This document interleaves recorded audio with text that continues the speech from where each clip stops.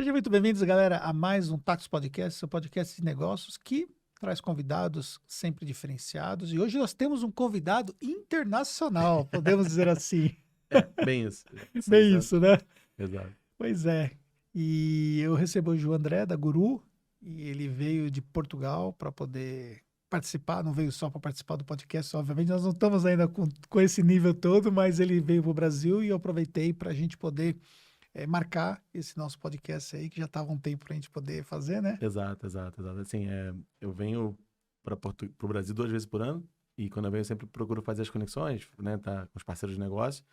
E quando você, né, fez o convite, nada melhor do que aceitar, porque, enfim, no momento de decisão que seu destino é traçado. Pois é. Então, vamos lá. Isso aí, tamo aí. E é uma coisa interessante, né, que eu conheci a plataforma quando ele estava no início lá da construção, né, foi através do Afiliados 2017. Brasil, né, que você começou, acho que, demonstrar ali para o mercado brasileiro aquilo que você estava fazendo. Você ainda morava no Brasil naquela Não, época? a gente mudou para Portugal em 2017. Foi quando 2017. nasceu o Guru, a gente começou a dar os primeiros passos.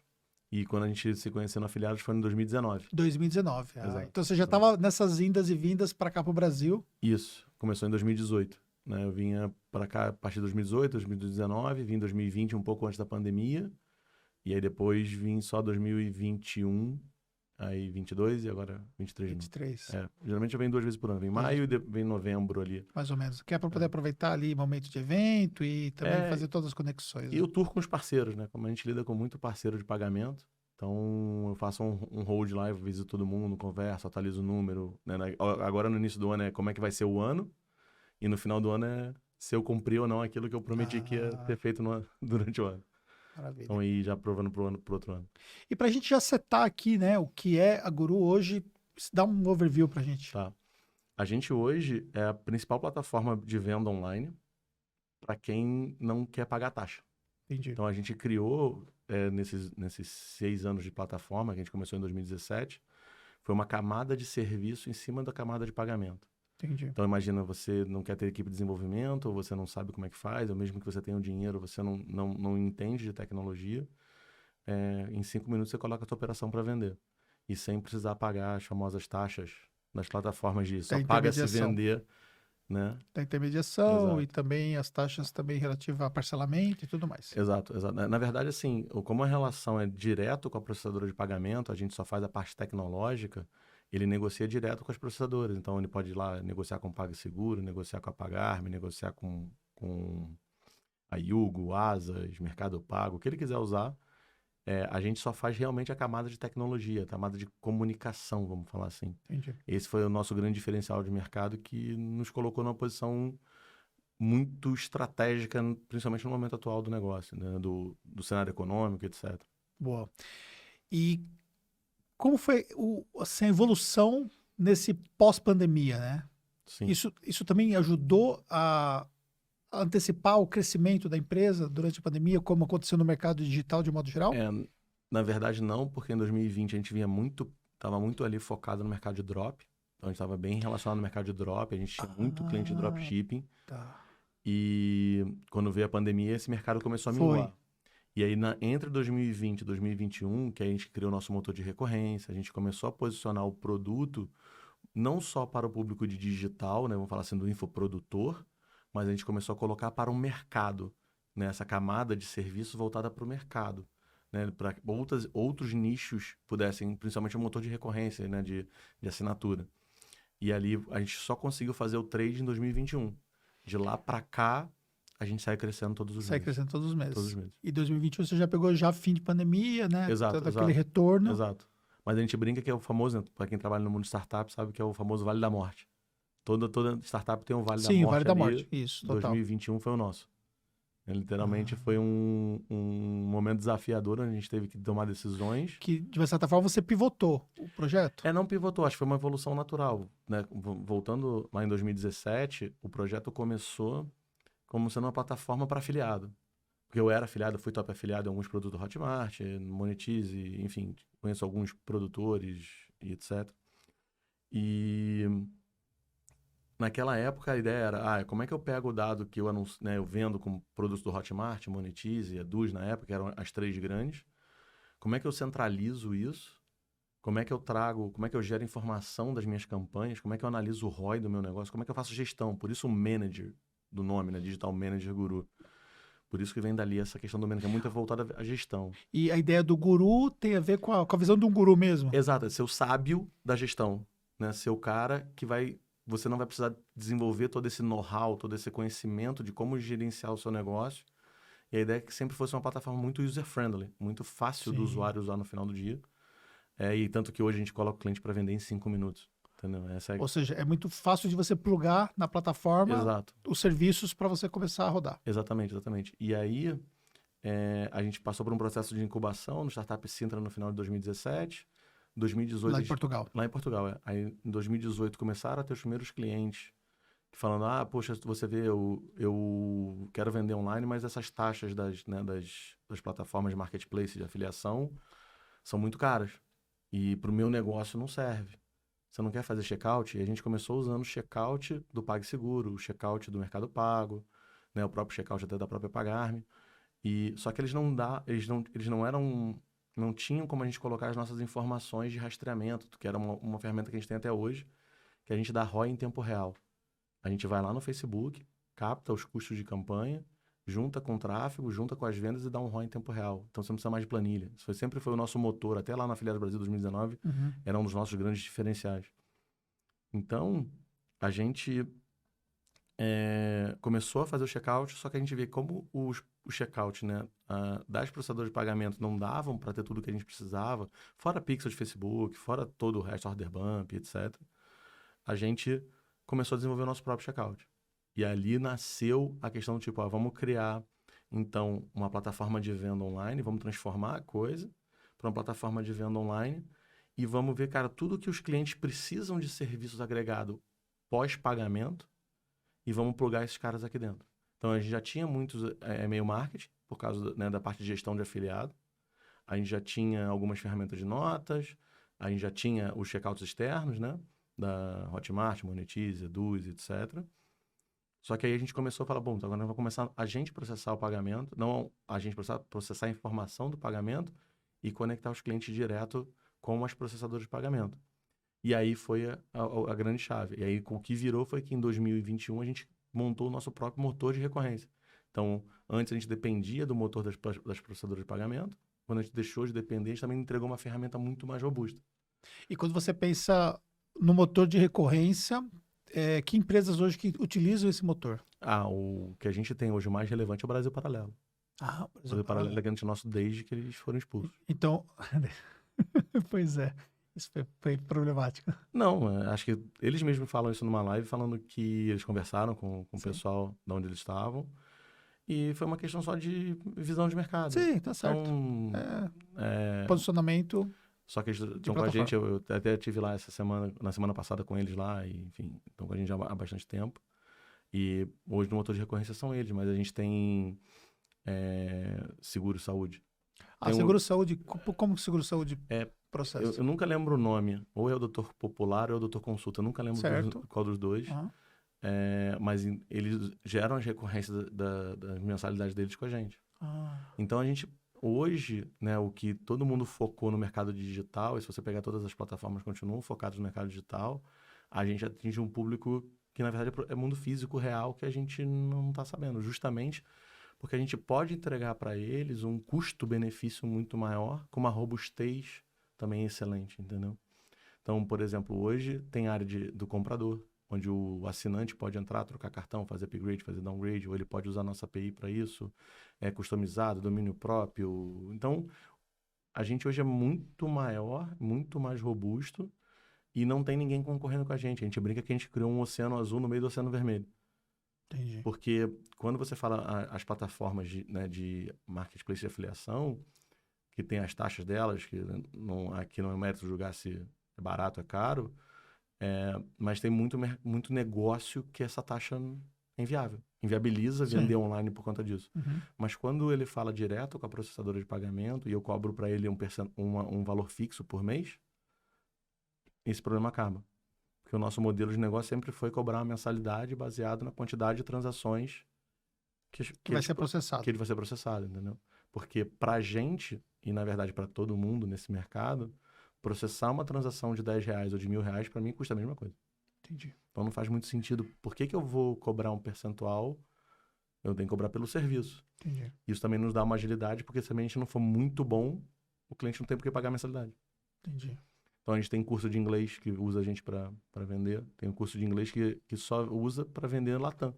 Ele vende Colômbia, ele vende México, ele vende Paraguai, ele vende Argentina, se é que alguém... Então, processa com pagamentos internacionais também. Exato. Eles usam esse cliente específico, os banks, Entendi. para fazer o cross-border aqui, entendeu?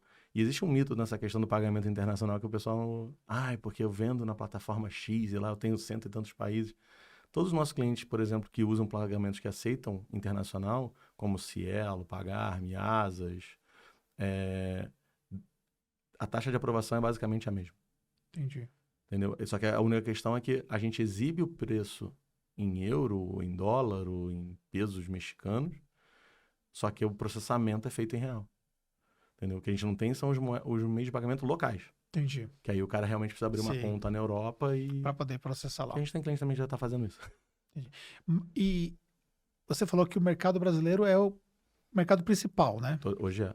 Mas você vê perspectiva também isso na Europa? Como que é? Total. A gente passou os primeiros 4 meses desse ano numa aceleração do Mercadona, que chama Lançadera, em Valência, na Espanha.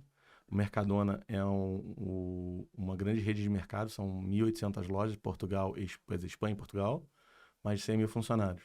O dono, o Juan Roig, é o terceiro homem mais rico da Espanha, e ele tem esse programa de seleção. A gente passou lá 4 meses para começar a tatear o mercado europeu. Como a gente tinha uma excelente tração no mercado brasileiro, a gente nunca precisou, vamos falar assim, do mercado europeu. Até pela magnitude e tamanho de mercado, né?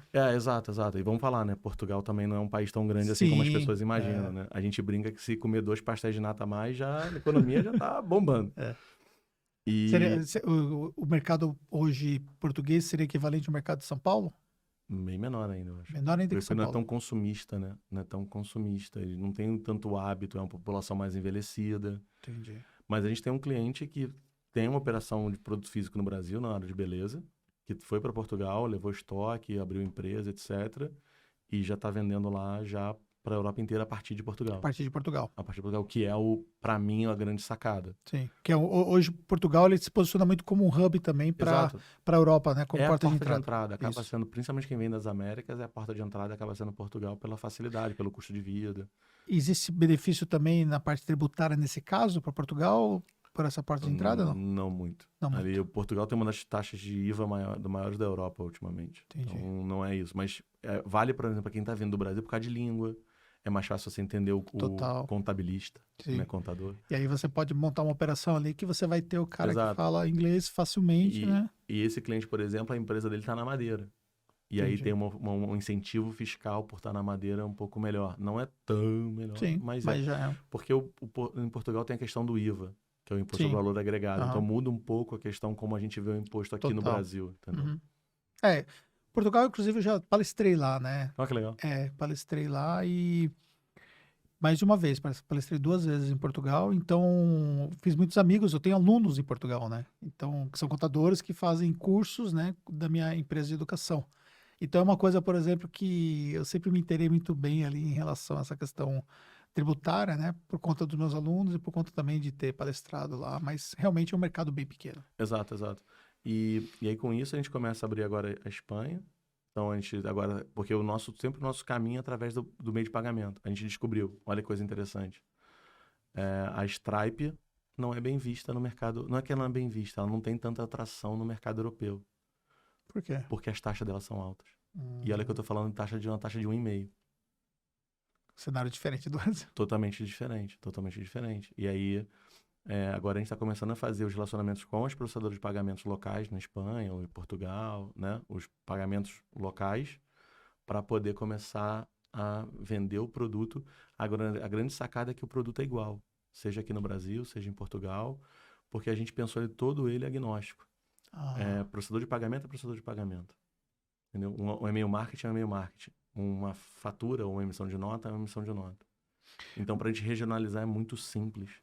Porque a gente trabalha, vamos falar assim, agnóstico de um lado, ou genérico de um lado, especializado no outro, que é o da integração em si.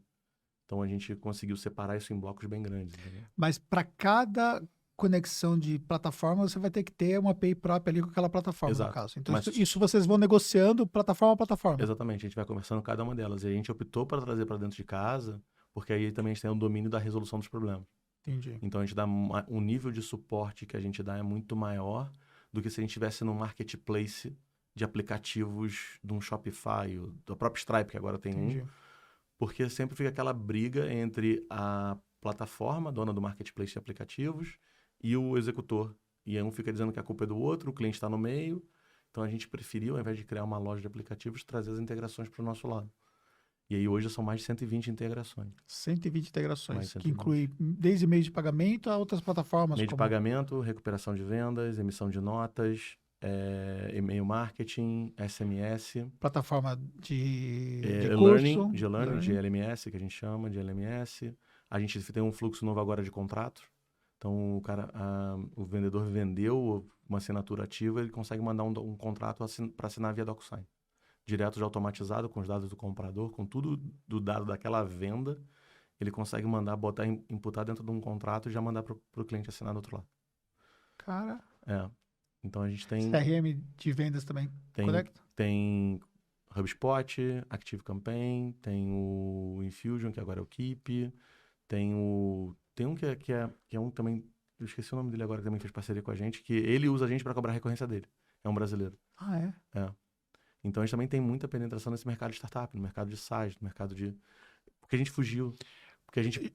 Sistema financeiro também vocês conectam, né? Que eu vi. Tem. Conta Azul. O Conta Azul é que, na verdade, isso entra pra gente na emissão de nota, faturamento. Essa é uma coisa. Tem Conta Azul, Bling, o Tini, tem o... Tem mais uma galera. Tem o próprio Notais, o Enotas, Nota Fácil, tem, enfim. Hoje, Omi. atende a essência do mercado, né? Então, Exato. você tem, assim, muita flexibilidade de você se conectar com tudo que você precisa, né? Exato, exatamente. A ideia ali é que a gente focou primeiro SMB, Sim. ou seja, meio da pirâmide para baixo, que é justamente o cara que não tem braço. Mas dentro do SMB você está olhando ali também verticalizado ali as soluções, né? Exato, que aí a gente tem o cara que é digital, tem o cara que é assinatura, tem o cara que é produto físico, tem o cara que é produtor de conteúdo. O Brasil para lá entra num produtor de conteúdo, total, um Netflix. É uma comunidade de recorrência, né? Exato. E o que a gente vem percebendo, por exemplo, que as próprias plataformas de LMS que fazem os cursos, etc., a gente já começou a ver que eles estão desistindo de fazer checkout e estão querendo começar a indicar a gente. Porque puxa um pelo, sai um urso. Ele começa fazendo o checkout e o cara fala, mas eu quero a integração de nota. Eu tenho Aí daqui a pouco, quando ele vê no meio do caminho, a equipe de desenvolvimento dele está trabalhando muito mais para outras coisas do que o produto, que é a plataforma que ele está vendendo. Entendeu? Então, quando a gente não escolheu determinadas batalhas, tipo, que na verdade eu brinco que eu sou um cara muito preguiçoso. Né? Tô vendo. Muito preguiçoso. Imagina se não fosse preguiçoso. Mas por que eu falo isso? Porque como eu não queria processar pagamento, eu não queria fazer a área de membros, eu falei, então vou fazer o seguinte, eu vou trazer a responsabilidade para mim dessa conversa, entendeu? Porque eu não tenho que me preocupar com isso. Aí a especialidade é de cada um deles. Então eu só faço só o meu aqui pequenininho. Entendi. Pequenininho. Né? Em horário de pico a gente chega a fazer mais de 800 mil jobs por hora. Uau. Então assim, de orquestração de dados indo para um lado, indo para o outro. A pixel do Facebook, por exemplo, lá do servidor, a gente tem. Então, durante o checkout, num checkout normal com pagamento aprovado, são 5 pixels ativados, diferentes. Caramba. Então... Isso você vai demonstrar isso em um dash que fica disponível dentro da plataforma. A gente tem um dashboard do cliente, né, onde ele entra, como se fosse o admin do Shopify dele. Então, ele tem lá os produtos, os dashboards dele, o que está vendo, vendas por hora, qual é o produto que está mais vendendo, qual é o motivo da recusa do cartão, quais os processadores de pagamento, qual é a taxa de aprovação das formas de pagamento. Tudo uma questão mais gerencial, entendeu? E ainda tem a parte de auditoria, a parte de controle de acesso, permissões. Então, ele consegue realmente gerenciar o negócio dele, dando permissões para as pessoas, entendeu? É literalmente assim, não é um RP, mas é uma ferramenta de gestão para quem vende online, entendeu? E não é uma loja virtual. Entendi.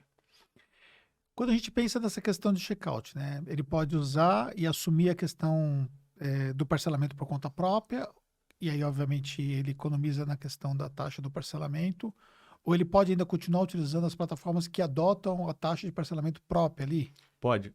Na verdade, por exemplo, no Mercado Pago você tem dois modelos Dois modelos. de processamento de pagamento. Ou você coloca a taxa de juros que você quer, ou você usa a taxa do Mercado Pago para o cliente pagar. Entendi. Dos E aí dois é a você mesma faz a coisa. antecipação. Dos dois é a mesma coisa, mas enfim. Sim. E então, no nosso próprio checkout, para o Mercado Pago, por exemplo, tem esse modelo. Mas, invariavelmente, os processadores de pagamento trabalham com a questão do... Ó, minha taxa é essa, e você repassa para o cliente se você quiser ou não. E aí, cada cliente faz o repasse. Até teve uma treta bem grande nesse sentido, porque teve um concorrente que falou que nossos clientes iam ser presos. Uma treta. Isso ele mandou no Instagram. E aí, recebi uma notificação judicial. Vai largar de ser trouxa. É. É. Mas Porque, qual é a lógica disso? porque ele falou... Porque você não pode cobrar juros se você não for uma instituição de pagamento. E aí, como ele opera no modelo que ele faz intermediação financeira, ele acha que a gente faz a mesma coisa, só que a gente não faz. A gente é camada de tecnologia. O cliente está conectado com uma instituição de pagamento, que é a Pagar.me, Mercado Pago, etc. Quando ele repassa os juros da processadora de pagamento para o cliente pagar, como está conectado uma intermediadora de pagamento, ele pode cobrar juros.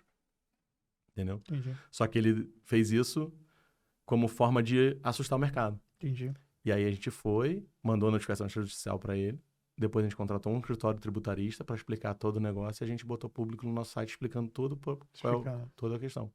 Porque tem aquele mito do, se você não é instituição de pagamento, só pode cobrar 1% dos juros. Sim. Mas esse 1% é só se você fizer o financiamento. Então, se você, por exemplo, vou fazer um boleto aqui, vou deixar você parcelar no boleto, vou usar o meu caixa, então no máximo eu só posso cobrar 1% de juros. Porque aí, como você não é uma instituição de pagamento, você não pode cobrar mais do que porque é abuso, senão você vira agiota. Sim. Mas como quem processa o pagamento é uma processadora de pagamento, que a gente não processa, a gente é só meio, fizeram essa confusão técnica. Não sei se foi uma confusão técnica, se foi leviandade, se foi só outro nome mais pior. Na verdade, assim, o mercado tá aí, né? E todo mundo tá querendo defender o seu, obviamente, né? Mas tem a linha ética da coisa. Sim, sim. Tem a linha ética da coisa.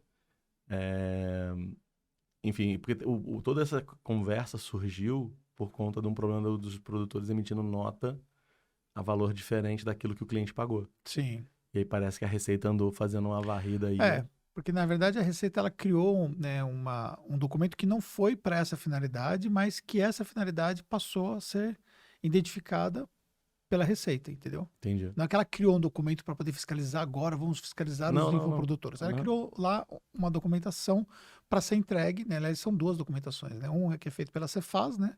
Que é a DIMP, e uma que é a E-Financeira, que é fornecido pelas empresas que fazem o processamento de pagamentos e tal. É para evitar lavagem de dinheiro. Exatamente. E também para poder também identificar a questão da própria tributação, né? Exato. Porque se eu tenho a fonte, eu consigo pegar na fonte qual que é o valor transacionado, e eu cruzo isso com as pessoas que estão conectadas a essa fonte, então é muito mais fácil eu pegar a fonte, que tem milhões de pagamentos, e chegar nas empresas do que eu buscar empresa por empresa. Claro, né? claro, total. Tal qual existe hoje, por exemplo, na parte médica hoje, por exemplo, você não precisa mais dizer para a Receita Federal quando você vai fazer o seu imposto de renda, você não precisa dizer, por exemplo, que você teve tal despesa médica, porque o médico já entregou uma obrigação que já dá essa informação e já está disponível lá na base da Receita. Sim. Então ela está invertendo a lógica toda. Claro, é mais fácil ela pegar ali naquele ponto. Mas, assim, desde quando eu era afiliado, sempre teve essa história de como é que eu emito a nota. Sim, sim. E eu sempre dei o mesmo exemplo, que é você tem que emitir pelo valor pago pelo comprador. Só que o mercado criou essa possibilidade até por uma questão de lógica, né? O que o mercado entende? Eu vou emitir pelo valor que eu estou recebendo, né? E eu vou desconsiderar a taxa da plataforma, vou desconsiderar o valor da parcela que não é juros, né? O valor da parcela. Mas se você está emitindo contra o consumidor final, tem que ser no valor total que ele pagou. Sim, total. Acabou. Total. É aquela história, eu sempre brinquei falando isso. Se o fiscal chegar no teu escritório e falar, ô Anderson, você vendeu pro Anderson? Vendeu. Quanto é que você vendeu ele? Vendi aqui 1.200, né? Não, mas o Anderson pagou 1.600, juros, parcelamento. Cadê a nota de 1.600? Só tem a metade de 1.200? Mano, esquece. Já foi. Tu já vai ser enrolado. Porque assim, e eu já vi desculpa de tudo, eu já vi teses de tudo, já vi teses pra tudo quanto é lugar. E eu sempre falei, cara, eu entendo. tu tá criando uma lógica para fazer sentido na sua cabeça. Mas essa não é a lógica da Receita. A Receita quer fazer o seguinte, se o Anderson pagou 1.600, eu quero uma nota de 1.600. Cadê essa nota? E não tem essa do tipo, eu vou mandar uma nota de 1.200 e alguém vai mandar uma nota de 1.400. Não, porque isso também não existe. Que é a coprodução, né? Exato, e aí isso você também tem não o existe. split de notas fiscais. Isso também não existe. Pois é. Entendeu? Isso também vai dar treta em algum momento. Sim. Na verdade, isso já existe hoje como treta, né? Mas nesse ponto, você ainda tem uma lógica defensável. E o que a gente tem que entender aqui no Brasil, cara, como a tributação ela é muito alta, a contrapartida é muito pequena e a burocracia é significativa, então isso abre diferentes possibilidades. Total. Do que é diferente, por exemplo, no país que tem lá o IVA, onde você sabe Não que... tem como. Não tem como, porque o IVA, na verdade, é um imposto retido na fonte. Isso. É onde o tomador, né, o vendedor, se responsabiliza por cobrar o imposto que o cliente pagou. do pagante. Exatamente. Então, isso resolve um problema. Só que você tem ali uma forma de tributação que acaba sendo diferente do que é, por exemplo, no Brasil, onde você tem ali uma tributação em cascata, né? O IVA também acaba ficando em cascata. Sim. Porque vai 23 em 23 em 23 em 23. Quando chega no último cara, que é o cliente final, o preço também já foi lá para os píncaros. Já subiu pra caramba. A verdade é que ninguém quer pagar imposto. Exato, né? imposto é roubo. Desculpa, Pois visão libertária. Visão libertária, boa. Meu amigo Peter. Isso é verdade. E essa questão do imposto é roubo foi uma das coisas por que a gente não cobrou o percentual dos clientes. Explica. Boa, tá vendo? Quando eu falo isso, eu falo, mas como assim? Qual é o conceito do imposto? O governo tá taxando uma coisa onde ele não ajudou na produção, não fez nada, né? Qual é o efetivo valor que a plataforma entrega para aumentar as vendas e justificar aquele valor que ela está cobrando como performance? Não faz sentido. Porque tudo que ela tem de valor agregado é pós-venda. É área de membros, é e-mail marketing, é não sei o quê, é as integrações, são as facilidades. Não tem nenhum valor pré-venda. Então, o produtor vai lá, acha o nicho, monta o produto, acha o produto, faz outro trabalho, faz página de venda, cria copy, cria isso, cria aquilo, perde dinheiro pra caramba, enquanto a plataforma já está ganhando dinheiro logo de cara, porque já está lá o checkout no ar. Ela tá então, até ele começar a ganhar dinheiro, a plataforma já está ganhando dinheiro faz tempo, né? É meio como se fosse um imposto. E aí foi por isso que a gente nunca quis cobrar percentual sobre a venda. Entendi. Porque ele falou, cara, não vou criar aqui um sócio oculto para o vendedor nesse sentido. Por que eu vou fazer isso?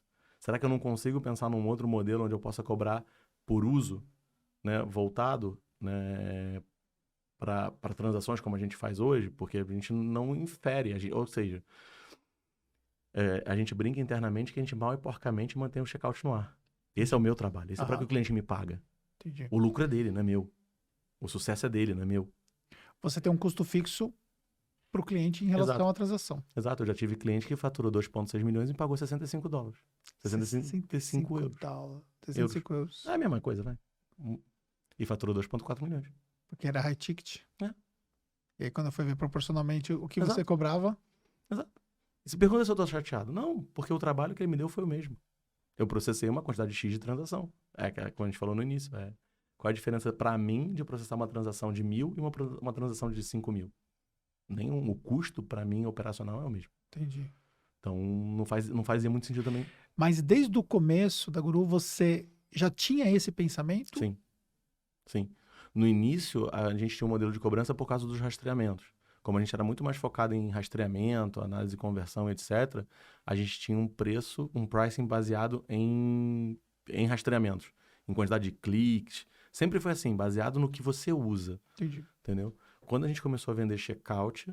Que isso nós estamos falando...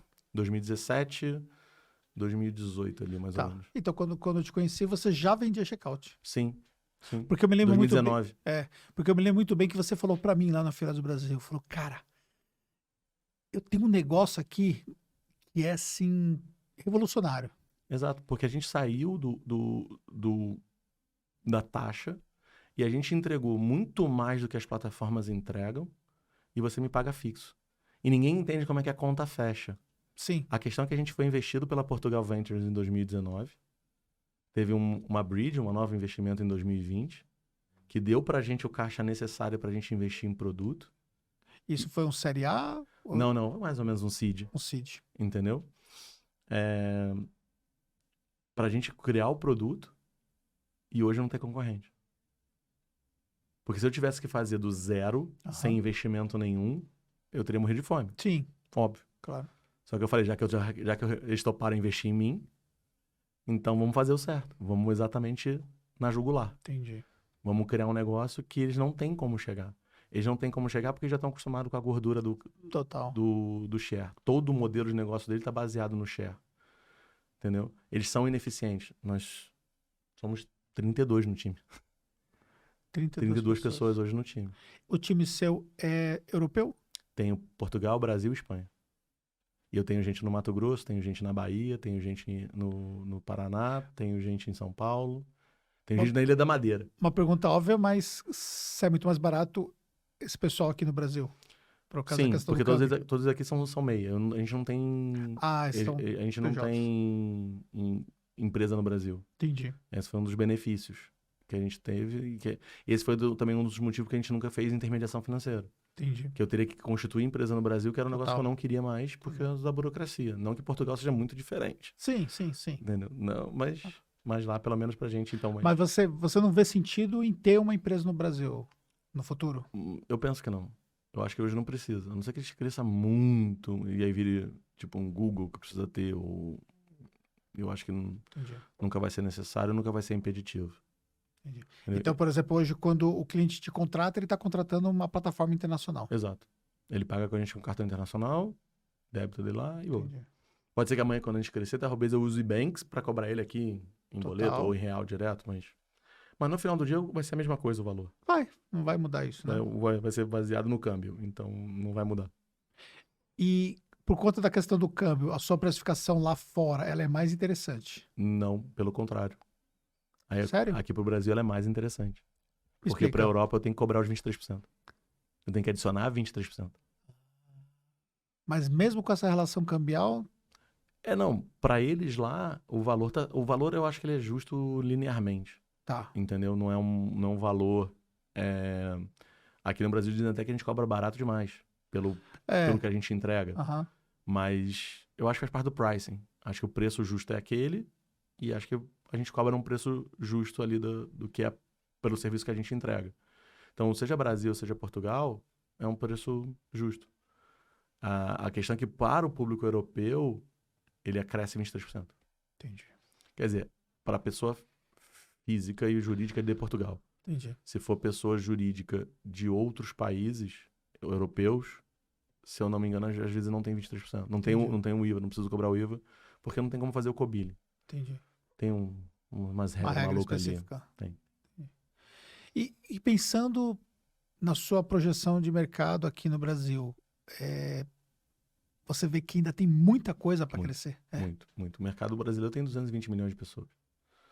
A gente não chegou nem arranhou ainda. Hoje a gente estava conversando com um parceiro nosso, que também é concorrente nosso, numa determinada área.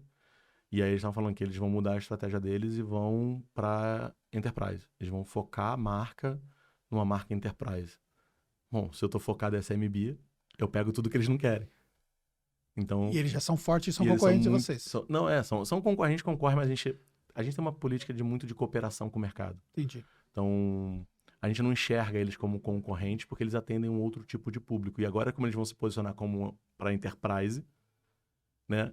Ficou óbvio até para eles na reunião, a gente falou, putz, então a gente pode usar vocês para SMB e a gente usa, porque eles também têm uma plataforma de pagamento. Que já coisa tá essa integrada. conversa, né? Você Mas- tá conversando de repente, não, mas Mas essa vem a questão do que é, como é que foi a cultura nossa. Sim. A nossa cultura sempre foi de cooperação. cooperação, entendi. Entendeu? Então, ou seja, você não fica criando inimigos no mercado. Exato. Entendeu? E eu até escrevi, eu tenho até um e-mail meu de 2018 para uma plataforma que eu mandei para lá, que eu resgatei esses dias, onde eu relatava como é que eu estava tão frustrado por eles não terem que desenvolver a relação de cooperação, entendeu? Entendi. Porque a gente sempre se focou em fazer o seguinte, olha, vamos ser uma camada de serviço que a camada de pagamento não consegue fazer. Ou porque é grande, ou porque já né, como ela ficou grande, ela ficou meio lenta, não consegue mais, já tá burocrática, ou ela não quer fazer. Então, esse foi o nosso investimento. E vamos facilitar a vida do vendedor, Parece meio óbvio, né, isso, né? depois que fala. Porque tipo assim, por que que ninguém fez essa camada de serviço que vocês fizeram? Porque todo mundo focou no dinheiro e não em prestar o serviço. A gente foi o único que falou o seguinte, cara, quais são as dores do vendedor? O que esse cara passa? Se eu tivesse todo o dinheiro do mundo, que eu tinha na época, que tinha sido investido, como é que você faria isso? Como é que você repensaria esse modelo? Porque se você olhar para o mercado, não é só o mercado de digital. O modelo loja virtual é exatamente o mesmo. Vtex, Sim. Shopify, Nuvem Shop, todas elas cobram um percentual sobre a venda. Uhum. Então, se você pudesse recriar, não, Deus te deu dinheiro infinito. O que você faria? E a gente pensou desse jeito, falou, putz, mas pode ser desse jeito. A gente só tinha que ter fôlego suficiente para fazer o runaway, Sim. para virar profitable, que é o que Aham. aconteceu agora. Entendi. Então, desde o ano passado, a gente fecha no azul, e esse ano vai fechar no azul de novo, a gente sai crescendo e tá tudo bem. Por que aconteceu? Mas esse tempo de pista, você tinha o quê? 24 meses, mais ou menos, ali, dessa captação? A gente, na época, tinha até mais. Na época, quando a gente fez, a gente tinha até mais do que isso. Mas a gente pegou muita parte, a gente chegou a ter. Hoje eu tenho 7 pessoas no time de desenvolvimento. Comigo são 8, Você né? ainda desenvolve? De vez em quando. Eu ainda pego algumas tretas, coisa de produção, coisa que tem que analisar ali com mais detalhe. Porque tem que ser alguém que conhece mais a história toda, mais como a coisa toda funciona, Certo. etc. Mas a gente já chegou a ter 10 pessoas. Entendi. Hoje a gente tem 7. Isso porque a gente agora tem áreas que a gente não tinha lá atrás. Hoje a gente tem uma menina de UX, a Vera, que a gente nunca teve. A gente uma vez contratou uma empresa, ela fez toda a usabilidade e a gente usa ela até hoje. Agora não, agora tem uma pessoa dedicada para usabilidade. Mas você também foi tendo muito mais eficiência operacional. Total, total. A gente é muito mais eficiente que qualquer pessoa, qualquer concorrente nosso. Se a gente for pegar o líder de mercado, a gente imagina que o volume transacional dele é mais ou menos 20 vezes maior do que o nosso. Eu estou falando um volume muito expressivo. Se é que é isso tudo. Se eu tenho 32 pessoas, ele deveria estar com 600, 700 pessoas. Ele tem 1.500. Entendi. Então ainda tem essa questão. Não é só a questão da taxa, não é a questão da gordura. É a questão da ineficiência operacional. Que foi como a gente construiu a coisa toda. Como é que a gente consegue fazer esse volume que a gente faz com 32 pessoas? E a gente tem umas coisas muito loucas. 0 hora extra. É? Não tem Explica hora isso. extra. Não, Ninguém não faz pode. hora extra. Ninguém pode fazer. Só eu e Michelle que somos donos. Entendeu? O telefone da galera não toca no final de semana. Não toca. A gente resolve as coisas no horário de trabalho. Eu tenho gente em 5 fusos diferentes. 5 janelas de tempo diferentes durante o dia. A gente é 100% remoto. Mas isso para você, o nível de complexidade de você administrar isso é grande porque você está à frente do negócio, né? Não, a gente transformou em simples. Ah, você transforma em A gente ponto. transformou em simples. Por exemplo, a gente não tem cima de chamado. O nosso cliente conversa com o nosso atendimento. Conversa, troca ideia, fala, explica o que está acontecendo. Aí o nosso atendimento faz um trabalho todo investigativo ali do que está acontecendo. Se encontrar realmente uma dúvida e no que ele não consegue explicar, ele passa para o time de desenvolvimento para a gente dar uma olhada e entender melhor o que possa estar acontecendo. Isso gera uma empatia muito grande com o cliente. O que a gente tem de relato de cliente falando como é lindo o nosso suporte, como eles amam o nosso suporte, como a gente atende bem. A gente investe um caminhão em documentação, em educar o cliente, fazer uma documentação bacana, entendeu? Para Então, facilitar todo o para fazer processo do todo cliente. o processo de onboarding do cliente. Então, vários lugares que você entra na plataforma, tem uma interrogaçãozinha, é só clicar e já cai direto na página específica daquele ponto onde ele está. Entendeu? Então, a gente teve que pensar na eficiência lá atrás. Se eu vou concorrer com esses caras e vou fazer um modelo de negócio completamente diferente, eu não posso seguir o mesmo caminho que esses caras seguiram. Eu tenho que seguir um outro caminho muito mais eficiente. Então, a gente procurou ter muito mais agilidade para colocar coisas em produção, em publicar novas versões, do que se ater a rotina de testes muito extensas, por exemplo. Ou ter muita burocracia no desenvolvimento. Então, a gente tem na plataforma, no blog, tudo que a gente lança semanalmente. Então, toda semana a gente tem um bloco de coisas que a gente fez semanalmente. Correção, melhoria, novidades, novas integrações. Isso fica público lá. É público. Todo mundo sabe. E tá aí lá desde 2021. Tá lá. Foi quando a gente começou a documentar isso, entendeu? Então, a gente trabalha com muito processo de transparência, proximidade com o cliente. Porque no final das contas, é ele que paga a conta. Uhum. Isso a gente construiu, né? Então, imagina, Anderson, assim, a gente construiu isso desse jeito, foi pra lançadeira lá, pro Mercadona, e descobriu que o Mercadona faz exatamente a mesma coisa. Por exemplo, lembra que eu falei que a gente mal e porcamente mantém o checkout no ar? Uhum. O Mercadona, com 1.800 lojas, 100 mil funcionários, ele fala que até hoje, nosotros vendemos lechugas. Nós vendemos alface. Que é para justamente não ter glamorização, não achar que a gente é melhor do que o vendedor. A gente não pode ser melhor do que ele. Ele paga, ele me paga. Ele é o cara. Ele é o cara que carrega o piano. Ele que tem que ser enaltecido. Ele que tem que levar palco. Não sou eu. Eu tô só fazendo o meu trabalho que eu tô sendo pago para fazer. Entendi. Entendeu? A gente é bem nesse sentido. E como começou toda essa ideia, né? Você falou que estava no mercado de afiliados, você já tinha uma experiência, obviamente, de mercado. Você é programador? Sou. Eu venho do mercado de desenvolvimento, cara, eu tenho 46. Desde os 18, 15 eu tô envolvido com programação. Trabalhei o tempo todo. Você é de com 76. programação. Sou de 76. E a coisa toda aconteceu quando a gente se mudou para Portugal em 2017. A gente chegou lá em 2017, preciso arrumar um emprego. Passou o período sabático, vou arrumar um emprego. Precisava me atualizar no mercado de desenvolvimento, fazia tempo que eu não desenvolvia. E aí eu fui aprender um framework. Comecei a tirar as dores que eu tinha como afiliado do papel, porque eu sempre acreditei que a melhor forma de você aprender alguma coisa é fazendo algo que você realmente tenha dor suficiente para poder mexer naquilo, para poder resolver aquele problema. Eu fiquei 2 dias sem dormir, pedi para a Michelle comprar um ansiolítico. Isso foi em maio. Em julho a gente lançou a primeira versão e o resto é história. Em maio, em junho... Julho você já lançou a primeira versão? Lançou a primeira versão. O primeiro cliente pagante vem em setembro. E de lá, então, todo o resto é história. A gente nunca mais parou.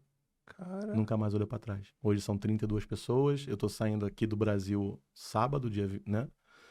Tô voltando para Portugal, fico 3 semanas, vou pro Canadá, porque a gente vai estar na missão do Startup Portugal, no Collision, que é o Web Summit do Canadá. A gente chega no Canadá pro Collision. Então, a gente já participou do Web Summit em 2019. Hoje a gente tem 80% da companhia ainda, então a gente não precisou diluir, a gente não precisou fazer novas rodadas. Porque vocês fizeram ao todo 2. Não, a gente tecnicamente só fez uma. Outra foi uma bridge. Foi um auxílio, que a gente, na verdade, vai estar negociando para pagar agora. Ah, vocês estão negociando para devolver. De tanto que a empresa foi profitable, hoje a gente tem capacidade de chegar e falar, não quero vender mais aquela, não quero transformar. Mas não faz sentido continuar buscando rodada para você escalar mais rapidamente? Então, aí vem a questão, 46, né, mano? Tem uma hora que tu tá cansado, tem uma hora que você não tá mais naquele pique de levar pra IPO, correr. Até porque existe uma máxima que diz que essa história toda de IPO é uma grande pirâmide financeira. Sim. E depois desse universo que está acontecendo com as startups, né, também...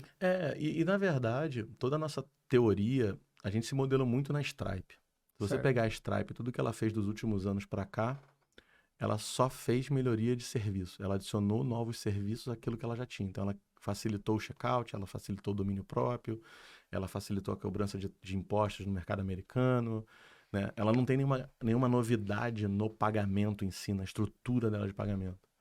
E a gente olhou para o mercado e falou, mano, o que esses caras estão fazendo? Não tem ninguém fazendo nada igual a Stripe. Então, vamos nós construir essa camada de serviço. Se a gente movimentar bastante dinheiro, crescer bastante, acho que um pagamento vai querer comprar a gente. E aí, de novo, essas oportunidades só vêm porque a gente não quis o dinheiro. Entendi. Porque a gente não quis ali participar.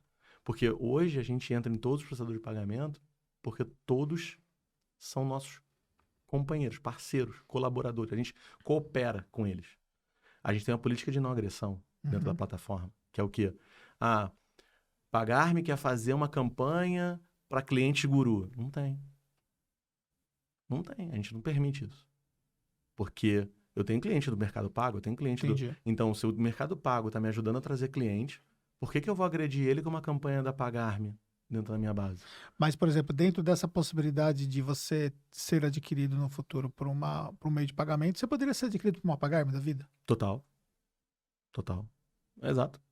No caso a Stone, né? Exato. A gente fez pensando nesse modelo. E a Stone tem verticalizado muitas soluções hoje, né? A gente né, a gente tem uma excelente relação com eles. Desde 2018. Foi um dos primeiros que abriram a porta pra gente e entenderam o que a gente estava fazendo e etc. Faz sentido? Faz, mas depende deles, não da gente. Hoje a gente tá sentado. Claro, lógico. Entendeu? A gente tá sentado aqui no nosso. A empresa tá profitable. Vai ficar fazendo caixa. Sim. A pior coisa que vai acontecer é ter mais lucro no final do ano. Então, tipo, Sim, tá exatamente. tranquilo. É. E como a gente é muito enxuto, como a gente é muito eficiente, a gente não tem uma estrutura tão custosa, e a gente pensa desse jeito. Então, pra gente é muito simples manter a coisa toda rodando. E quantos anos levou para bater esse break-even? A gente levou... A gente tá no 6º ano, a gente fechou no 5º ano. Cara, mas tecnicamente é até incrível isso, né? Se considerar uma empresa de tecnologia, É que tem a história da bacia. conta. Já ouviu essa história da bacia com água? Não, conta Então, aí. essa é uma técnica de programação neurolinguística que o pessoal fala. Ah, Se você imaginar uma bacia com água e você quer que a água venha pra você, você empurra ou você puxa a bacia? se quer que a água venha para mim, É. tecnicamente puxaria. Se você puxar, a água vai pra lá. Por causa da física. Ah, Você tem que empurrar. empurrar. Aí a água Por vem pra causa... cá. Quando a gente abriu mão da taxa, quando a gente falou pro cliente, não, tá aqui, deixa que eu resolvo a questão. A gente ficou empurrando tudo pra frente e trazendo pra gente a responsabilidade. A gente criou tudo isso. Agora a gente colhe os frutos das decisões que a gente tomou lá atrás. Entendi. Hoje é fruto do trabalho. O que a maioria das plataformas fazem é que elas têm resultado primeiro, Sim, com o caso do dinheiro. sim. A gente não. A gente teve que provar, fazer a prova da maturação do tempo. Mas, de uma certa forma, você foi totalmente contra a lógica, né? Fui. E você não tem ideia de como eu É. apanhei por isso. Eu imagino que sim, né? Eu imagino que sim, porque, por exemplo, hoje, todas essas plataformas que ramparam rapidamente, que conseguiram sair do zero a... Porra, Uhum, foi porque conseguiram ter uma valorização muito grande exato. em virtude da geração de caixa, né? Mas vamos falar quais são os problemas que elas estão vivendo hoje. Diga. Dinheiro caro. O dinheiro está ficando cada vez mais caro. Então elas não... Mas você fala o dinheiro de captação ou o dinheiro... Não, o dinheiro do mercado. Dinheiro do Para mercado, fazer sim. antecipação, para fazer qualquer coisa. Entendi. Então elas estavam acostumadas com uma taxa de antecipação a X, tinha um pricing a Y. Sim. A taxa de juros aumentou. Hoje o pricing dela, né, já está Y, então ela vai ter que repassar isso em algum momento para o cara na frente, né? Teve uns que andaram fazendo, indo quase para IPO, bateram na trave e agora levantaram um caminhão de dinheiro e não vão mais fazer IPO, duvido muito que façam, por causa do cenário do mercado. Eles se alavancaram em contratos de exclusividade que faziam 2 anos e agora os contratos começam a vencer e a gente, do lado de cá, percebe que tem muita gente que não está querendo renovar esses contratos, perceberam a armadilha. Tiveram que fazer layoff, então o clima organizacional tá uma droga. Então tem um cenário desafiador aí. E a proliferação de plataformas iguais. Sim, sim. E aí Na verdade, tá todo mundo dividindo o share. o share, que tá ficando cada vez menor. Aham. E se eu fosse pensar, aí vem uma outra visão minha de futuro, porque que a gente imaginou uma coisa desse jeito. Para mim, esses serviços todos vão ser consolidados em bancos. Explica. Você vai escolher o banco aonde você vai ter o teu dinheiro, aquele que te der a maior cesta de serviços. Certo. Entendeu? E não vai ser só o serviço de TED, DOC. Vai ser as integrações de pagamento, vai ser a facilidade de cobrar um cartão de crédito, vai ser a facilidade de operar o teu negócio, como é que o teu negócio é gerenciado por aquilo, entendeu? Então vai ter uma consolidação e para mim não vai ter mais tanto espaço para essas subadquirências, entendeu? Porque você já vai estar no teu banco, o teu banco já vai favorecer isso. Mas você acha, por exemplo, que o banco não vai ter condições de ofertar? Pensando, por exemplo, no caso do mercado de infoprodutos. Uhum. O banco não vai ter condições de ofertar esses outros elementos que Não é elas ofertar, mas quando ele tiver a camada de serviço tipo a nossa, ele pode dar para o cliente dele tudo aquilo que ele precisa para montar um negócio sem depender de uma plataforma. Entendeu? Essa foi a loucura que eu pensei lá atrás. Entendi. Falei, mano, o primeiro banco que levar isso aqui vai levar um caminhão de gente para ele, porque ele dá isso de graça. Ele não precisa nem cobrar mensalidade. Porque, sendo bem sincero, né, a gente tem um nosso GMV, e aí é um problema de levantar capital, porque o meu GMV é lá na lua, e o meu take rate, que é o meu faturamento efetivo, é perto do... Uhum. E aí qualquer VC olha para mim e fala, não, mas, por que eu vou investir em você, teu take rate? Eu falei, tá bom, então amanhã a gente fala, tá tranquilo. espera crescer mais um pouquinho. Entendeu? Que eu tomei de não esses 5 anos, né? Porque você buscou, Por causa do modelo de negócio. mas você buscou levantar dinheiro. Porque quando você entra no mundo de startup, você sempre tem essa questão, quando é que vai ser a próxima rodada? Sim, Vamos fazer a existe próxima uma coisa. pressão natural para você Pressão continuar natural, exatamente. trazendo, Porque né? a Ponzi precisa continuar funcionando. Sim, até porque, tipo assim, você já olha ali para um tempo de pista que é por volta de 18, 24 meses. Por isso que eu perguntei, né, a questão dos 2 anos, né? Exato, Então, só que a gente conseguiu se livrar disso. Então, hoje a gente não precisa fazer uma captação nova. Sim, A gente pode só entendi. continuar crescendo. Mas, voltando a falar do futuro, eu imagino que todo esse serviço que hoje é feito por mim, ou é feito pelas plataformas, né? Que é ajudar o cara a vender, a conectar numa área de membros, a fazer isso, a fazer aquilo. Isso vai ser um serviço do banco, a nível de serviço, entendeu? Eles já vão oferecer, porque a tecnologia está ficando cada vez mais barata.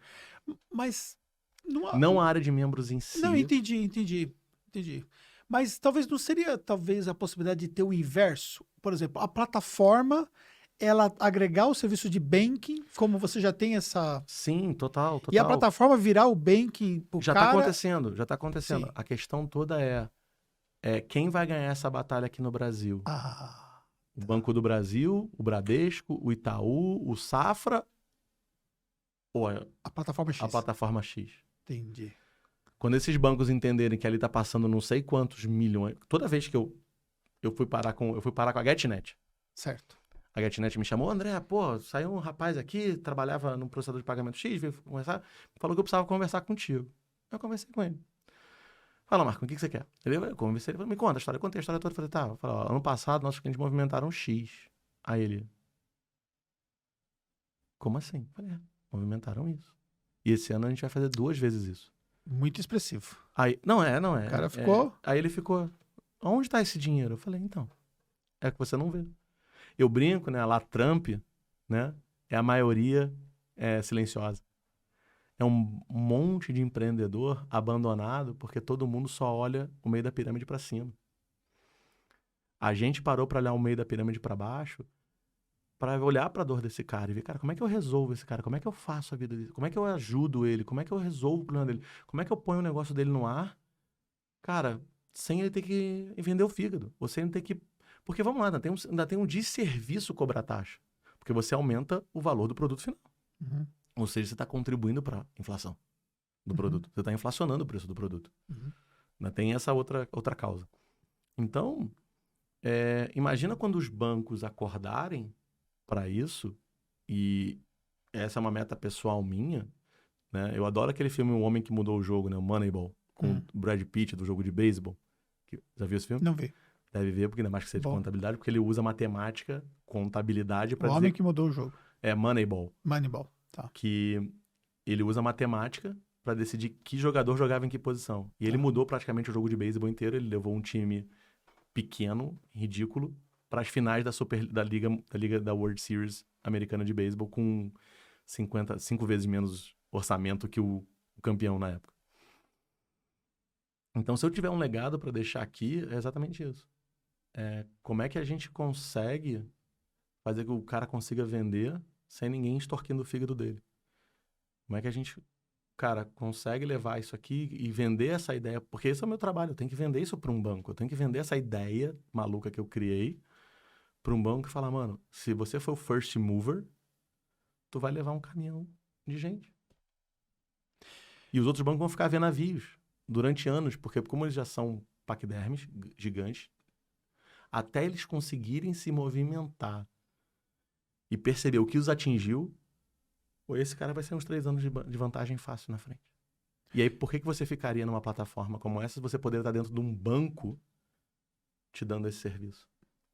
E aí, no caso de uma transação dessa com um banco, aí a plataforma fecharia a porta de participar com outros... Nem precisa. Não precisa? Porque você perde inteligência. Você perde know-how de mercado. Essa é a pior coisa que você pode fazer. Entendeu? E essa é uma das minhas maiores críticas aos ambientes fechados das plataformas. Porque elas só enxergam o próprio umbigo. Então elas não conseguem aprender com o mercado. Elas não conseguem aprender com a necessidade do mercado. Elas só aprendem com elas. Só que elas têm muito mais falso positivo do que verdade. porque elas não têm interno. Elas não conseguem... A gente consegue comparar performance de processador de pagamento diferente, a gente consegue, pegar área de membro diferente, quem está usando mais, o que está usando menos, quem está fazendo isso. A gente consegue saber quem está usando, que e-mail marketing o pessoal está usando, mas a gente consegue saber qual é o tempo de resposta da API do cara. Se o cara me causa problema ou não causa. Então, a gente consegue ter uma visão maior de mercado e aprender como é que as pessoas estão usando as integrações, como é que elas estão usando as coisas, quais tipos de produto elas estão vendendo. Mas como que você usa essas informações dentro do seu próprio mercado? Ou você tem que manter essas informações com você não tem como... Essas informações são nossas, essas informações são dos clientes, a gente só pode usar para análise nossa estratificada. Então, entendeu? A gente usa para entender, por exemplo, essa questão da DocuSign. Essa questão da DocuSign, um cliente falou, putz, eu tenho um fluxo aqui que eu gostaria que o cliente assinasse o contrato, porque eu vendo... Era no mercado financeiro, então ele queria que o cara assinasse o contrato. Aí a gente parou para pensar, peraí, mas onde mais eu poderia aplicar isso, Anderson? Aí a gente ficou pensando, falou assim, sabe qual foi o primeiro exemplo que veio na minha cabeça? Festa de formatura de faculdade. Sério? Esses caras vendem. E todos eles têm que vender para assinar um contratinho mínimo ali, para o cara pagar as parcelinhas até a formatura. Eu falei, esses caras não estão digitalizados. Tem os caras pequenininhos que não vai fazer o menor sentido. Mas talvez tem gente que não consegue crescer porque a administração está ruim. Foi o primeiro exemplo que veio na minha cabeça. E toda vez que eu falo esse exemplo, as pessoas falam, caraca, mano, é verdade. Aí quantos são os caras que são médios ou que são empresas grandes, que hoje tem um processo extremamente burocratizado de controle, gestão e etc., mas que poderia ser resolvido com a gente assim, de forma todo pronto em 5 minutos. A gente falou, putz, faz sentido. E aí eu começo a atingir um tipo de público completamente diferente do público que eu tinha. Então a comunicação com ele é diferente, a forma de falar com ele é diferente, a dor dele é diferente. Entendeu? Cada integração que a gente tem abre um mundo de possibilidades completamente diferente. Completamente diferente. Você tem alguma experiência de ter atendido contabilidade nesse mercado de recorrência? Não, ainda não. Não que eu lembre. E você consegue imaginar o que você pode ofertar dentro desse... Por mercado de contabilidade, cara, imagina o processo de cobrança. Sim. Hoje a gente tem um motor de recorrência, um dos mais simples e poderosos do mercado. Porque você consegue, cara, mudar plano, você consegue ter link de pagamento avulso da fatura, você consegue mudar o cara de ciclo, o cara tem a área dele que ele consegue ver as coisas, você consegue emitir a nota direto. Só a questão é quanto o cara quer simplificar o dia a dia dele. Quanto é que ele quer do tipo mandar o link para o cliente passar o cartão lá e cobrar ele, né, enquanto ele não cancelar, entendeu?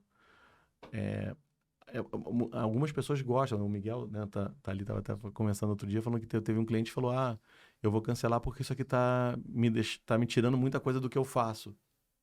Tipo, o cara começando a se sentir inútil porque a gente resolveu um monte de coisa. Ao invés do cara focar, porque a gente sempre fala, o cara tem que focar no negócio dele. Pagamento, gestão, processador de pagamento, se o cara cobrou, se o cara não cobrou, não é ele que tem que fazer. A gente tem retentativa automática, o cliente configura as retentativas, tem o pagamento avulso da fatura, o cara pode dizer se ele quer ou não cancelar a mensalidade no final das tentativas, né, a recorrência, se ele quer ou não cancelar. Tem a diferença do plano, pode cobrar mensal, trimestral, quer dizer, não, whatever. Entendeu? Então, para contabilidade, eu vejo que, assim, para os escritórios médios, né? Eu não sei mais ou menos quantos clientes, aí você pode falar melhor. 3.000 clientes nós temos aqui. Sim, para vocês seria super tranquilo. Entendeu? Hoje, como é que vocês fazem a recorrência de vocês? Através do Conta Azul. Do Conta Azul. E só boleto? Boleto. E eles também têm o meio de pagamento via cartão, mas do ponto de vista de taxa não vale a pena. Não vale a pena. Então, mas será que você gostaria de trocar, por exemplo, por um Mercado Pago, ou uma Pagar-me da vida que dê uma taxa que você quer? E você poder oferecer cartão e vai continuar podendo integrar com Conta Azul, porque a gente manda a venda lá pro Conta Azul. Integração. Sim. Entendeu? Só que aí você vai poder automatizar todo o teu processo de cobrança. Sim. Todo mundo vai poder usar o mesmo painel, ver a mesma informação. O teu marketing vai poder usar a plataforma tendo uma visão de marketing. Você pode falar, eu quero o pessoal do marketing só veja a parte de rastreamento, como é que estão as campanhas, como é que estão isso. Só que você consegue centralizar tudo e ver, cara, o que eu tenho de assinatura atrasada, o que eu tenho de assinatura em dia, o que eu tenho para renovar nos próximos 28 dias, quem são os caras que eu preciso tentar, entendeu?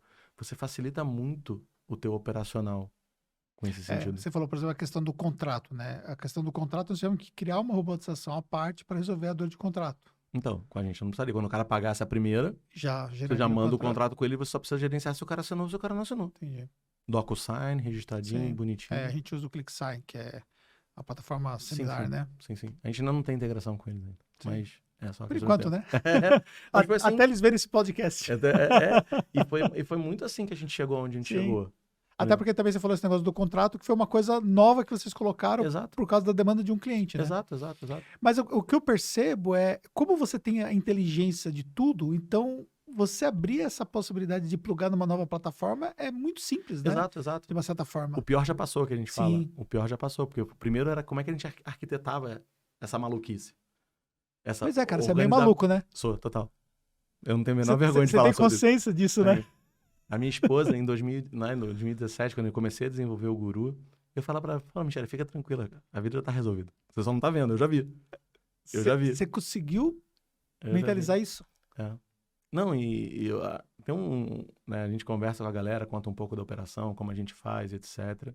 As pessoas falam assim, mas por que é tão óbvio? Você falou, mas agora que você me contou, agora que você falou, agora que você demonstrou essas coisas, você falou, mas faz todo sentido, mas... Então, mas é óbvio vendo isso agora. Mas Então. o que você construiu é fora do óbvio. Então, mas só que tem eu entendo, total.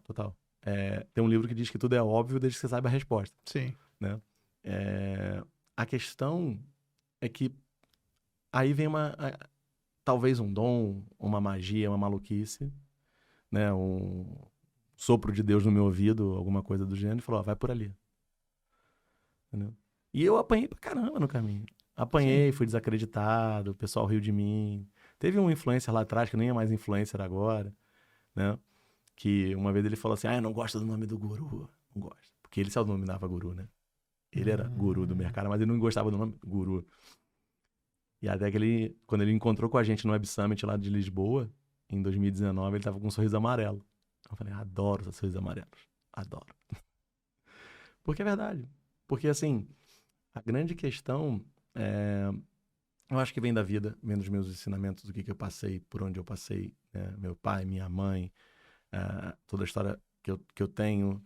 Eu fiz Tony Robbins, Você fez Tony fiz Robbins? Tony Robbins em 2013. Foi assim que eu fui parar. E é impactante mesmo? É.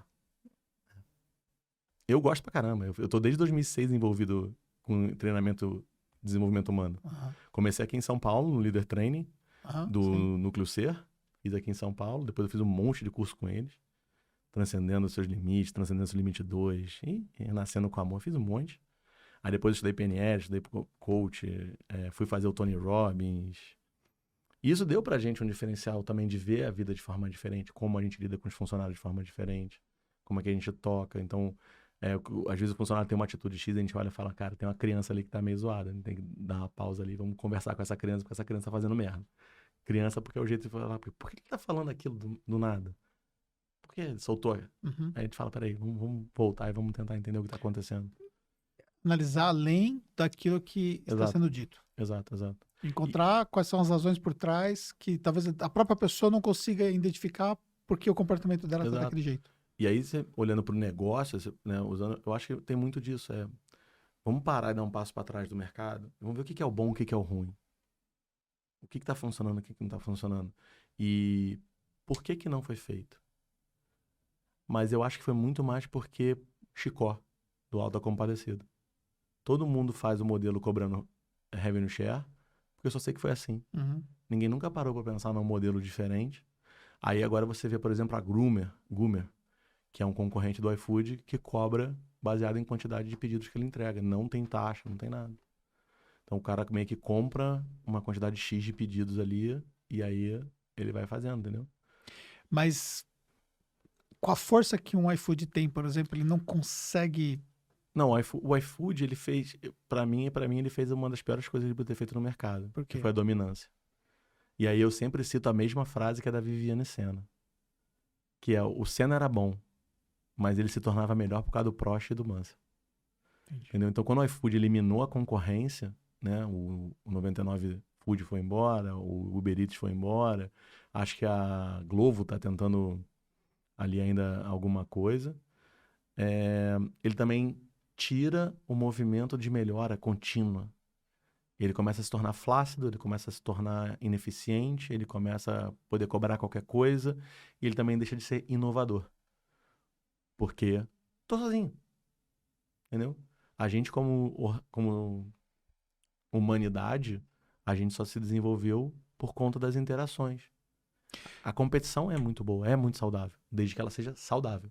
Mas você não tem um competidor no seu mercado, Tenho. na plataforma igual... Igual a gente não tem. Entendi. Mas a gente, tecnicamente, a gente brinca. Eu não compito com a Monetize. Ela Sim. compete com o Mercado Pago, com a Pagar.me. Sim. Eu só sou um facilitador tecnológico. Entendi. Eu só sou o menino de desenvolvimento dos meus clientes. Sim. Né? A gente só é o menino de desenvolvimento, é só o sobrinho. Sobrinho. É, ali o sobrinho. Mas a gente acaba competindo pelos mesmos clientes. Entendi. Entendeu? A gente acaba competindo pelo mesmo cliente. Com modelos de negócio completamente diferentes. Entendi. Então, eu tenho absoluta certeza que, por exemplo, o Hotmart faz um trabalho que eu nunca vou conseguir fazer. Uhum. Que é o de educar. Que é o que botar o cara no mercado. Eu não quero pegar. Eu quero o cara Sim. já mais maduro. Que é o cara que me interessa. O LTV maior. Porque lembra, eu não tenho revenue share do cara. Uhum. Então, eu também quero... Eu tô olhando pro cara por mais tempo. Eu tô olhando com o cara que vai ficar com a gente... O cara que já tá em performance. Já tá ali num determinado patamar. Então, tem esse trade. Então, tem um mercado para todo mundo. Uhum. Entendeu? Tem um mercado para todo mundo. E por isso a competição faz bem. Então tem uma diferença que a gente sempre fala que quem gosta de, né, entre ambição e ganância. O cara que é ambicioso, ele adora competição. O cara que é ganancioso, ele adora regulamentação. Que é para tirar os concorrentes do jogo. Eu adoro competição, porque eu adoro me desafiar. Eu adoro, de novo, eu fui contra a maré, eu tomei na cabeça, já ouvi de tudo que você possa imaginar. E de todos os níveis. O único que nunca falou nada foi o nosso Venture Capital, que é a Portugal Venture. Uhum. Sempre nos apoiaram 100%, mas o nosso investidor anjo já falou... Acho que você conhece o Christian Barbosa. Ah, o Christian. É o nosso investidor anjo. Ah, ele mora nos Estados Unidos, né? É. Ele já falou, você tem que cobrar percentual. Quantas vezes eu vi isso? Então eu tomei muito na cabeça. E é preciso muita perseverança para isso. É preciso muito centrado. Você tem que estar ali entendendo qual é o jogo. E ele não saiu na rodada? Não, ele continua. Continua. O Christian, ele fechou comigo em setembro por vídeo e eu só assinei com ele em novembro, em 2017. E a gente nunca mudou uma vírgula. Nunca. Eu acho que isso é uma outra coisa que falta no mercado. É a honra, a ética, a palavra, entendeu? A nossa palavra tem que valer mais do que qualquer outra coisa. Quantos compromissos eu já firmei só porque eu dei a palavra? Falei, mano, eu firmei que eu vou lá, eu vou estar aqui, eu vou estar aqui. Alguém disse que ia fazer, então vamos fazer. Então, a nossa palavra... Só que, de uma certa forma, o mercado nem sempre é assim, né? Esse é um problema dele. E eu durmo tranquilo. Entendi. E isso, eu tava exatamente... Ontem teve o happy hour do time, aqui de São Paulo, a gente reuniu todo mundo, né? Que conseguiu reunir. E a gente tava falando sobre isso. A gente vê muita coisa ruim no mercado. Muito. Desde como tratar o colaborador, a coisas absurdas de assédio. Uhum. E a gente fala que sejamos nós o farol do Porto Seguro. Falando, cara, é possível ser diferente. Mas tem que ser do início ao fim, né? Não adianta só pregar isso pra ser cool, pra ser bonitinho, pra ser aceito e não fazer isso no dia a dia. A gente tem gente de tudo quanto é lugar. E de todo tipo de gente que você possa imaginar.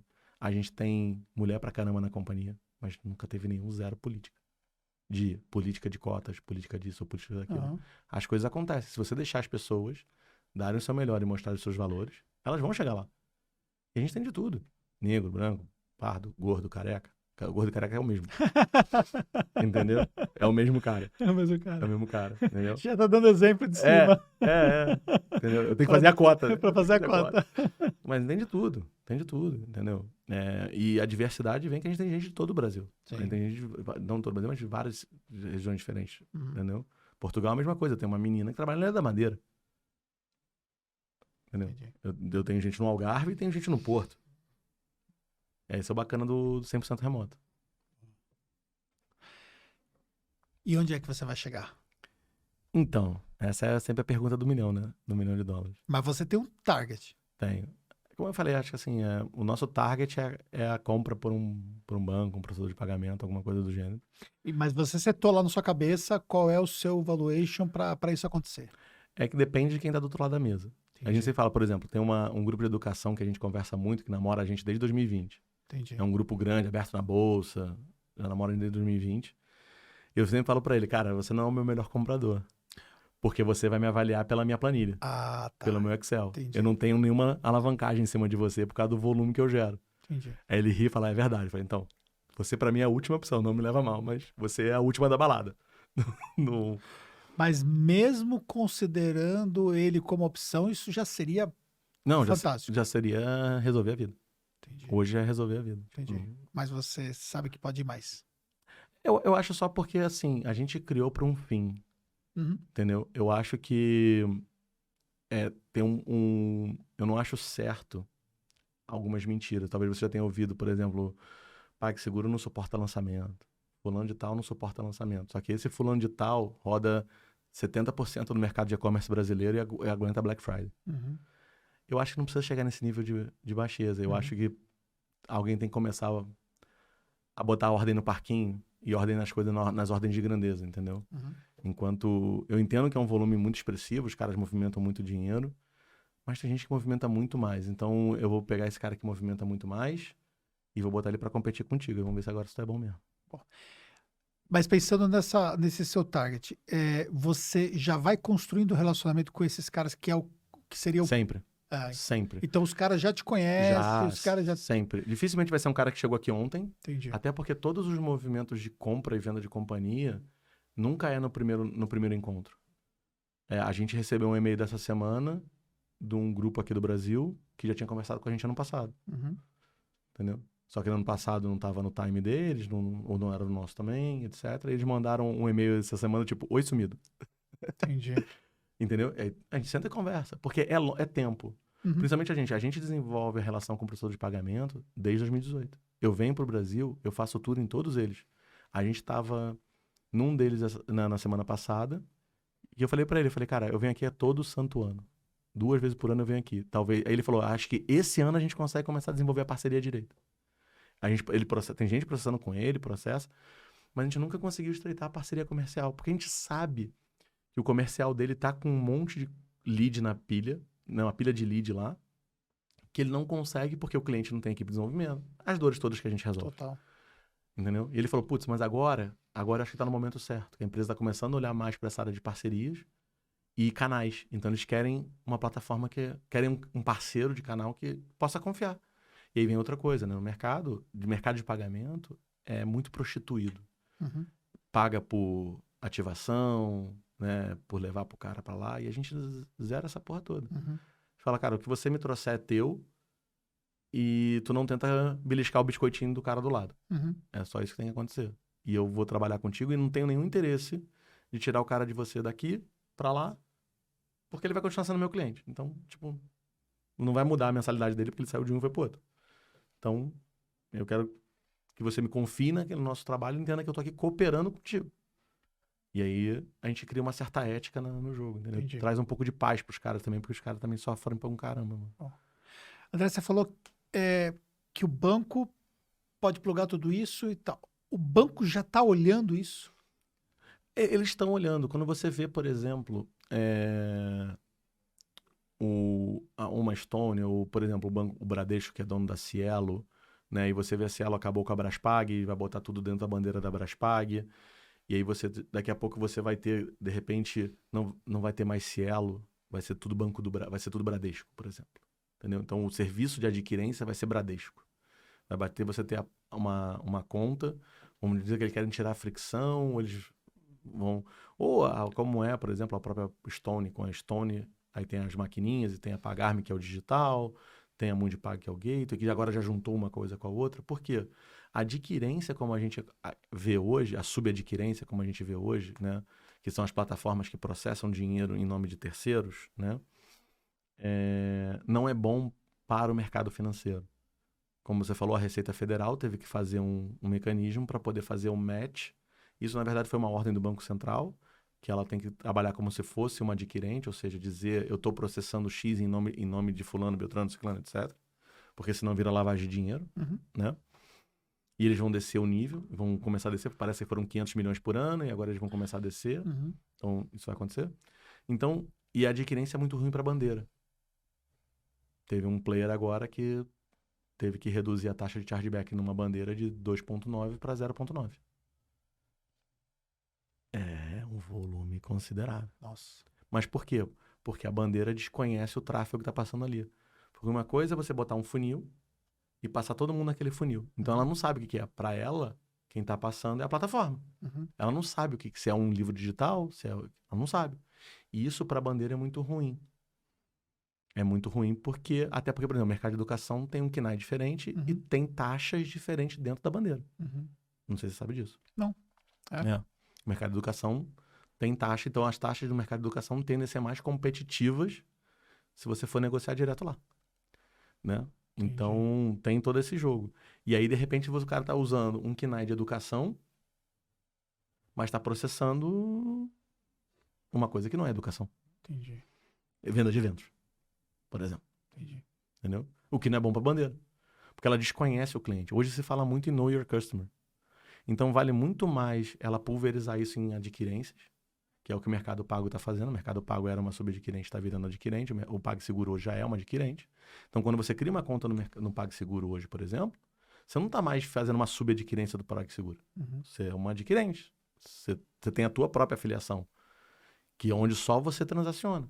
E ninguém mais. Mas essas empresas, por exemplo, não tem uma dificuldade, por exemplo, de estabelecer um nível de checkout, como, por exemplo, as outras plataformas conseguiram estabelecer? Exato, mas Checkouts mais eficientes? Então, aí vem exatamente essa camada de serviço chamada Digital Manager Guru. Entendi. Exatamente isso. É aí que você entra. Exatamente.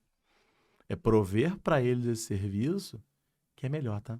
A gente converte mais que o nosso concorrente. Entendi. A gente tem esse exemplo de cliente com 100% a mais de taxa de clique para pagar. Por quê?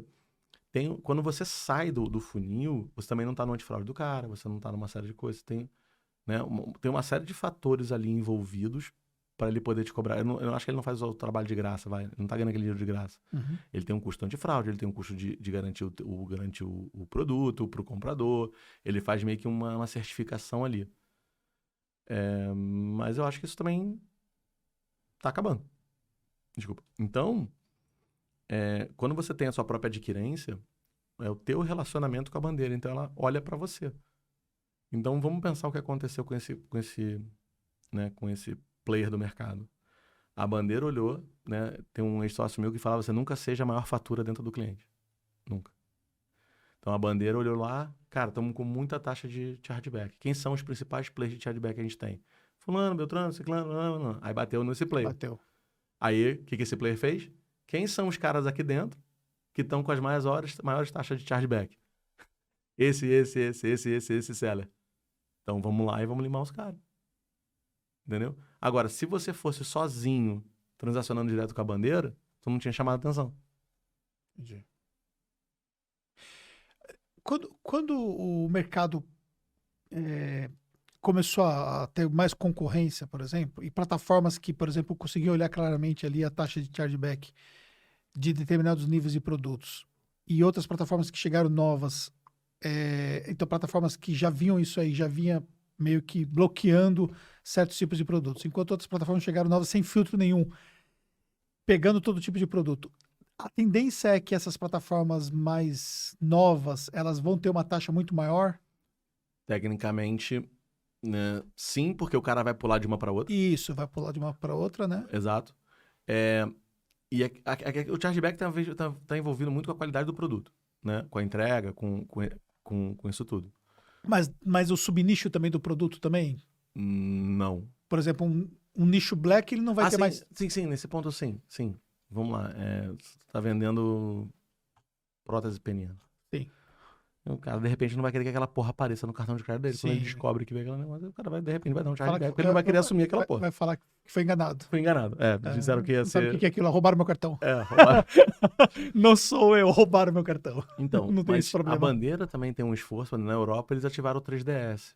O que é isso? Que é isso? Toda compra que eu faço com o meu cartão não presencial, ou seja, não na maquininha, eles me mandam uma mensagem no celular para eu poder ativar. Não tem como eu dizer que eu não fui eu. Sim.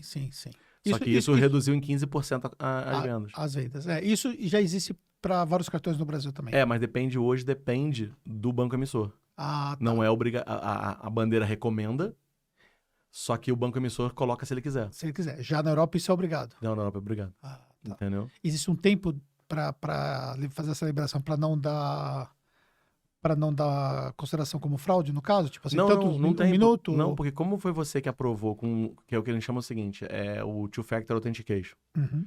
né? Porque você pode ter roubado meu cartão, Sim, mas é muito difícil você ter roubado o meu celular também, sim, claro. Aham. entendeu? Então, eu vou te mandar uma mensagem num lugar que eu sei que você vai receber. E aí, eu tento comprar, eu recebo a mensagem e o cara fala, não, mas foi você que comprou. Você recebeu o Two-Factor e você autorizou. Entendi. Tem um player que a gente usa que chama Divis, que é um cartão que a gente usa porque ele dá money back, Aham. que ele não só pede o dígito, né, os dígitos do SMS, mas como ele traz uma lista de vendas aleatórias para você dizer se você Ah, sim. comprou alguma daquelas ali. Entendi. Que é do tipo, vai que o cara roubou o telefone junto com o Sim, cartão, mas agora ele tem que saber se você comprou aquilo ali ou não. sim. Você vai Então, escolher entre 3, 4 itens ali, você vai dizer, então a chance de exato. você passar por essa fraude vai ser. Exato, exato, Tá. entendeu? Então, o que eu vejo vai acontecer muito isso. Só que as próprias adquirentes vão forçar cada vez mais para que não exista subadquirente. Para que elas conheçam, a bandeira conheçam quem é o vendedor na ponta, o que ele está vendendo. Um caso clássico é o caso da Waricard. Não sei se você conhece, já viu Netflix? Sim. Aham. Então, mas lembra que Que tem aquela série. ele trocava Uhum. o tipo de produto que era produto de sexo, Uhum. e ele trocava o tipo para biblioteca Uhum. na hora de transacionar. E aí a bandeira não viu. Não via que ele estava credenciando um produto de sexo. Que não é um pouco diferente do que muitos fazem isso em plataformas hoje, né? Total. Tanto que as plataformas têm que fazer a aprovação de produto até por uma questão de A gente segurança, não né? tem a gente não tem esse problema. E Sim. como a filiação é direto com a processadora de pagamento, quem fez o Know Your Customer e validou são eles. São eles. Eles passam no compliance da plataforma, não somos nós. Entendi. A gente é só meio, não é fim. Entendi. E se tiver algum problema de chargeback, alguma coisa de situação nesse sentido, a sua taxa já foi cobrada. Eu não cobro taxa, né? Você cobra a taxa pela transação, no Exato. caso, né? Isso já foi cobrado. Exato. E, na verdade, é ele que vai ter que devolver o dinheiro pro cliente, entendeu? É com ele lá a coisa. Aí as plataformas estão ficando cada vez mais duras, as processadoras de pagamento, com o índice de chargeback. Porque é um problema. É um problema, né? É um problema. Ainda mais num cenário de crédito escasso ou se deteriorando como está Mas acontecendo a no maior Brasil. parte do problema hoje vem de fato mesmo de má fé. Depende. Ou o cara Má se fé enrola. de um dos dois lados, né? Ah. Ou é o produto que é ruim, E aí ou passou o prazo ou o ali. comprador que... a gente aconteceu com a gente. Teve um cliente... Isso aconteceu comigo. Ah. A gente teve um cliente que faturou 12 milhões com a gente em 3 meses. E na última fatura, que ele acho que ele esqueceu de cancelar alguma coisa, era um negócio de, sei lá, R$ 1.500, ele deu chargeback, não reconhecimento da fatura, da minha mensalidade. Caramba. Acontece comigo. Não é má fé minha. Ah. Eu prestei o serviço pra ele. Naquele mês ele tinha faturado 80 mil reais. Mas mesmo assim, ele Entendi. deu lá. A gente mandou as provas pro cartão, a gente mandou pra ele tudo, mostrou que transacionou e perdemos dinheiro e mais $30. Entendi. Que é a taxa de chargeback. Ah. Que acho que é uma coisa que eles vão começar a fazer no Brasil. Cobrar monetariamente o chargeback. Porque tem todo um trabalho da operadora ali, Não, né? é pra não te incentivar a fazer merda. Ah, tá. Entendeu? E a Stripe, antigamente, se você ganhasse a disputa, ela te devolvia o dinheiro. Uhum. Só cobrava... ela te devolvia o dinheiro da taxa que ela te cobrou. Do chargeback. Aham. Hoje, nem se você ganhar. Nem se você ganhar. Nem se você ganhar. Entendeu? Vai ficar só com o valor do produto, Do menos produto, a taxa. porque aquela taxa foi cobrada pela administração daquele chargeback, no caso. Como se você tivesse prestado o serviço, né? Pra revisar. Uhum. É bizarro. É. Então, assim... Existe um poder muito grande na mão delas, né? Total. Mas assim, a coisa toda tá ficando descentralizada. O Pix tá mudando muito esse jogo. O volume de transação de Pix hoje, ele é muito substancial já. Já é maior que boleto. É bizarro. Mas o Pix em si, a estrutura como ele foi feito, ele é uma ameaça à bandeira. Ainda mais agora com o Pix parcelado, ainda mais agora com as outras coisas. É uma forma dos bancos não dependerem mais das bandeiras. Entendi. Né? De ter que emitir um cartão da bandeira Visa, da bandeira Mas Mastercard. a lógica do Pix parcelado vai ser a mesma lógica do boleto parcelado no caso da compra do infoproduto, no Penso caso? que sim. Vai ser algum crédito baseado no... O banco vai garantir o crédito. Vai garantir. Alguém tem que garantir. Tá. Entendeu? Entendi. Vai ser um CDC, vai ser um crédito direto ao consumidor ali, Entendi. validado pelo banco, mas... Né? Quem ainda tá fazendo isso é o Nubank, se eu não me engano, porque ele já tem... Tu tem histórico na conta, você tem um limite, e aí você consegue fazer um Pix parcelado lá no Nubank. Se eu não me engano, mas ainda não é digital, você não tem como comprar com aquilo ali, mas acho que ele já tem algo nesse sentido. Tá, pra gente poder chegar nos finalmente aqui, porque esse papo, assim, vai ficar até de madrugada falando, porque isso é louco, esse negócio, nossa. Caiu sabe as fichas? Caiu total, as fichas? Entendeu o jogo? Sim, total. Agora faz sentido. Total, lógico. Viu? Quando é que você assina? Muito louco, né? Temos dois caminhos pensando na Guru, né? De um lado, o quê? Quadruplicar o tamanho de vocês hoje em termos de transação, pensando em termos de crescimento, que você olha como... Se a gente não for comprado no meio do caminho, esse ano a gente dobra do ano passado, Certo. né? E deve dobrar de novo ano que vem, no 2024. Double. Double. Uau. De GMV, Ó. né? Faturamento vai fazer double esse ano, Uhum. também provavelmente vai fazer double ano que vem, entendeu? Mas, de novo, hoje pra gente não é mais o jogo do dinheiro, porque a gente é profitable. Aham. Então, Tá certo. tipo, mano, agora é só fazer caixa, sentar em cima, aproveitar que o mercado tá escasso. E o melhor momento pra vender é esse, porque quando eu tenho dinheiro, eu não preciso vender. A gente não precisa. Só vende se quiser, por uma excelente proposta. Não possa existir uma pressão no caso do investidor ali, do anjo, do CID, para... Não, a Portugal Venture é um banco de fomento. Uhum. Então, ela é vendedora 100% do tempo. Entendi. Ela sempre tá vendedora. Mas se ela quiser, a gente arruma um comprador pra parte dela. Da parte dela, entendi.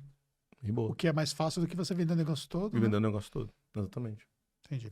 E aí o segundo caminho é justamente isso que você acabou de falar, né? A possibilidade de uma venda, Exato. mas aí, quanto mais passar um tempo, você engorda um pouco mais, né? O engordar hoje, pra gente já não faz nem muita diferença. Porque o valor que já seria hoje, já resolveria. Já resolveria a vida, né? Já. Entendeu? Existe...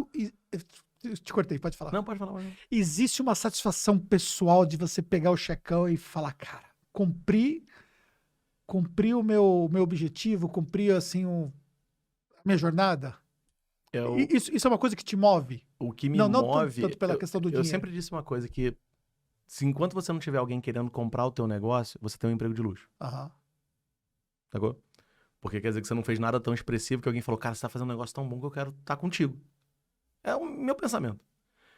E a forma como eu construí, como eu tenho uma ligação com o mercado de pagamento, conheço esse mercado desde 2005, desde lá conheço, pra mim é só a validação do tipo, eu vi o que ninguém mais via, implementei, provei que estava certo e alguém pagou por aquilo.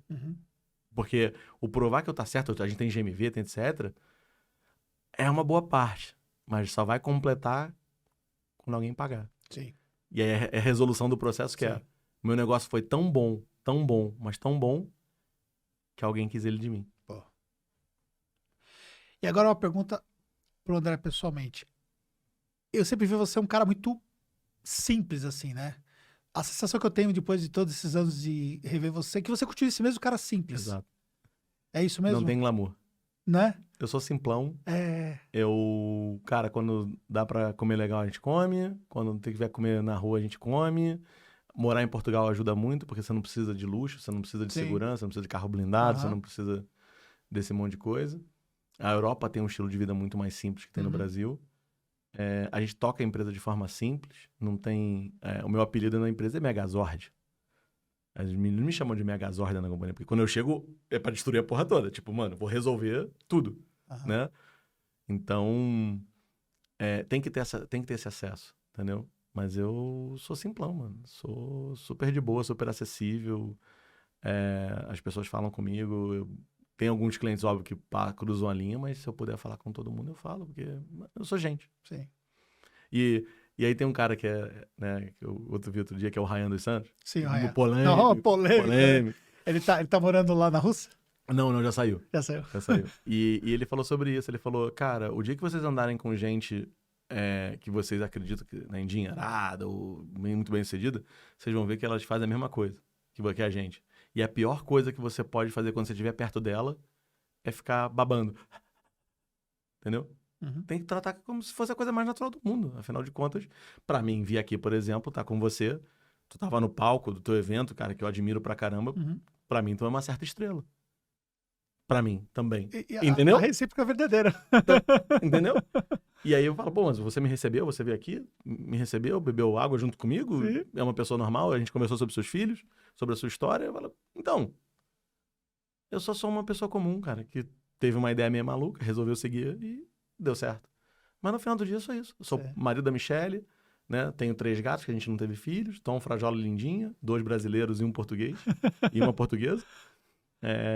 A gente mora, cara, não tem luxo, é um carro normal, uma vida normal. O máximo que eu faço agora é passear de moto de vez em quando.